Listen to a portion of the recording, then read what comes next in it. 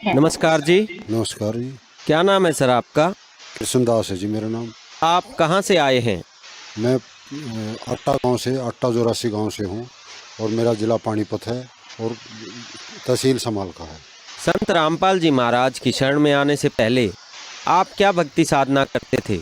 मैं हरिद्वार जाता था, लोगों को देखकर मतलब मैं भी साथ में जाता था। लोग बहुत हरिद्वार जाते हैं और वहाँ साधुओं की सेवा में रहते हैं, तो मैंने भी जाके वहाँ साधुओं की सेवा की। साधुओं के मतलब लंगर में काम किया करता था और जो भंडारे होते थे वो भंडारे में जाया करता था। फिर मतलब कुंभ मेलों में भी गया मैं। कुंभ मेले मैंने हरिद्वार के करे, इलाहाबाद के करे और मैं सब ऊपर पहाड़ में भी जाया करता था। अपना गंगा जी में स्नान करना और मतलब वाल ऊपर केदारनाथ पे जाना, ये करते थे हम। जो भक्ति साधना आप कर रहे थे उनसे आपको क्या क्या लाभ प्राप्त हुए? नहीं, लाभ तो नहीं प्राप्त हुए। ये है, मैं खेती बाड़ी करता था, खेती का काम करता था मैं। इसमें मतलब मेरे को लाभ नहीं हुआ, कोई ऐसा कोई लाभ मेरे को नहीं मिला। आप हिंदू धर्म की सारी परंपरागत साधनाएं कर रहे थे, तो इन सब साधनाओं को करते करते संत रामपाल जी की जानकारी आपको कहाँ से प्राप्त हुई?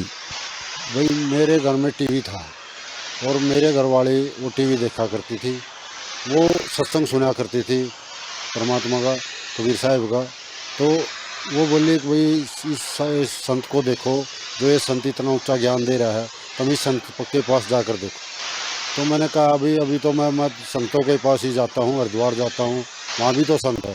वो बोली नहीं, इसका ज्ञान अलग है, इसका ज्ञान सबसे अनोखा है, तुम इसके पास जाके देखो।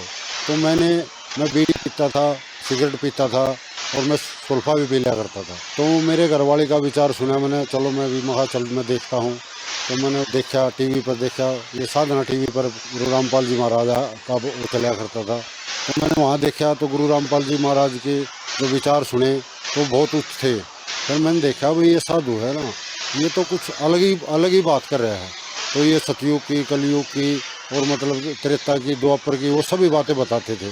तो मैं सुनता रहा। तो एक बार ये राधा स्वामी की बात चल रही थी, तो राधा स्वामी की बात मैंने सुनी। तो वो कुछ किसी को कुछ बताते थे, किसी को कुछ बताते थे। वो उनकी साधना सही नहीं थी। किसी की भी संत की मैंने ऐसी विचार नहीं सुने जो कोई सही रूप दिखा दे। तो मैंने सबके ही गलत रूप देखते थे। कोई पैसा मांगता था, कोई कुछ करता था, वो अपने ही उसमें रखना चाहते थे। तो मैंने देखा भाई जब ये संत एक मोक्ष का मार्ग बता रहा है तो हमें मोक्ष मार्ग पर चलना चाहिए ना। वही हमें यहाँ नरक में आके क्या करेंगे? तो यहाँ तो नरक ही है, ये स्वर्ग नहीं है, ये सब नरक है। तो नरक में मेरे को बस रहना बस में नहीं था। तो परमात्मा की कृपा हुई कबीर साहब की।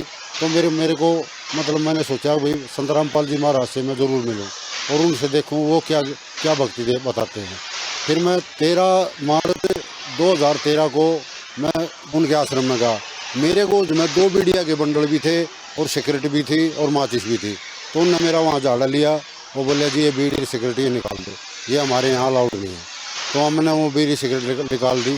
फिर मैं अंदर चला गया। अंदर जाकर मेरे को सब भक्तों ने, वहाँ बहुत अच्छे भगत थे, उन्होंने मेरे को सब ने चाय पिलाई, बिस्कुट खिलाए और फिर बोले भाई भगत जी नाम ले लो। मैं बोला भाई नाम तो मैं अभी लेता नहीं, नाम तो मैं गुरुजी आएंगे जब उनसे बात करके जब लूँगा। तो शाम को सत्संग होया। फिर सबकी मतलब गुरुजी का आदेश लेने के लिए सबकी लाइन लगती थी। तो मैं भी उस लाइन में खड़ा हो गया। तो परमात्मा गुरुजी आए और गुरुजी ने सबको आशीर्वाद देते जा रहे थे। फिर मैं भी खड़ा था, मेरे को भी आशीर्वाद दिया। फिर वो मेरे से 10-15 फुट आगे चले गए। फिर वो वापस आए, सिर पर हाथ रखा और बोला तू आ गया? तो बोला तेरी भक्ति लाइन शुरू हो गई है, अब तू भक्ति कर। तो जब मैं वहाँ से मेरी भक्ति स्टार्ट हुई थी। सर आपने बताया कि टेलीविज़न के जरिए आपको संत रामपाल जी महाराज की जानकारी मिलने के बाद सतलोक आश्रम बरवाला में आप गए और संत रामपाल जी महाराज से नाम दीक्षा प्राप्त की। हमने सुना है कि जो भी श्रद्धालु संत रामपाल जी महाराज से नाम लेते हैं उन्हें कोई न कोई लाभ जरूर प्राप्त होता है। तो क्या आपको भी संत रामपाल जी महाराज से नाम दीक्षा लेने के बाद कोई लाभ प्राप्त हुए? मेरे को बहुत लाभ हुए। मैं तो एक नरक में पड़ा हुआ बंदा था, मेरे को कुछ नहीं पता था। जो आमदनी होती थी, किसान हूँ और किसान खेती का काम करता था, वो सब यही मेरी मतलब नशे पते में सब चला जाता था। ये मेरा 2 लड़के हैं, एक लड़की है। मेरे लड़के जब स्टडी करा करते पढ़ते थे तो उसमें उनको दोनों को नौकरी मिली। एक डॉक्टर है जो पशुओं का डॉक्टर है, एक प्रोफेसर है जो सरकारी गवर्नमेंट कॉलेज में है। तो उस जब गुरु जी के हम शरण में आए तभी हमारे को सारा लाभ मिला और इसमें मेरे को जीवन दान मिला। मैं अपनी दुकान से मैंने सतकबीर पेंट एंड हार्डवेयर स्टोर की दुकान कर रखी है बापोली में। तो वहाँ से मैं आ रहा था तो मैं अपने खेत के पास पहुँचा तो मैं मतलब धानों के देख रहा था तो मेरा पता नहीं एक्सीडेंट कैसे होया, मेरी मोटरसाइकिल गिर गई और मैं सड़क पर जा गिरा।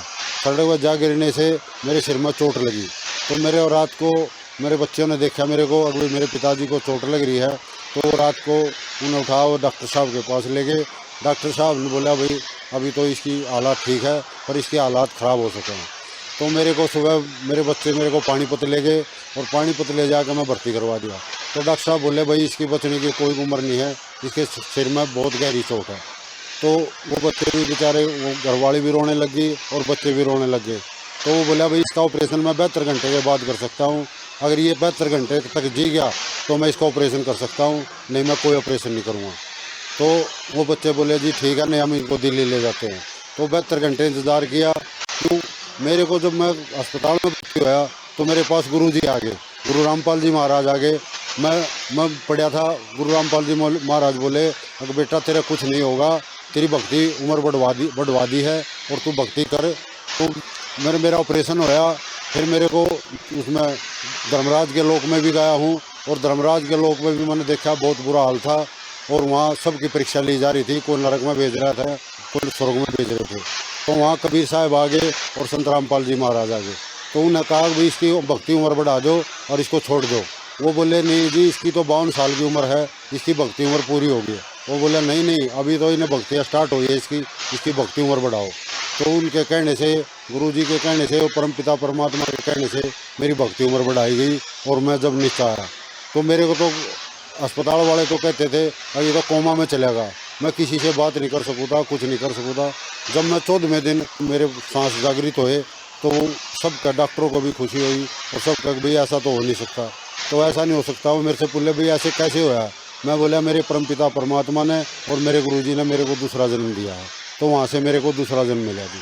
आज मैं दूसरे जन्म में हूँ और परमात्मा ने अपनी भक्ति दे रखी और भक्ति ही करता हूँ। संत रामपाल जी महाराज से नाम दीक्षा प्राप्त करने के बाद आपको आर्थिक, भौतिक और शारीरिक रूप से लाभ प्राप्त हुए। यहाँ तक कि संत रामपाल जी महाराज ने आपको जीवन दान प्रदान किया। डॉक्टरों ने आपको ऑपरेशन करने से मना कर दिया था। हॉस्पिटल की सारी फैकल्टी कह रही थी कि आपका बचना मुश्किल है, लेकिन वहाँ भी संत रामपाल जी महाराज ने आपको फिर से जीवन दान दिया। तो जो श्रद्धालु आज आपको सुन रहे हैं, आप उनको क्या संदेश देना चाहेंगे? भाई मैं तो क्या कह सकूँ, मेरे को तो जीवन दान मिला। फिर भी मैं प्रार्थना करता हूँ सब जन को, अगर आपने मोक्ष करवाना है, अगर इस आवागमन से पेंडा छुटवाना है तो संत रामपाल जी महाराज की शरण में आओ और संत रामपाल जी महाराज से नाम लो। धन्यवाद जी। सत साई।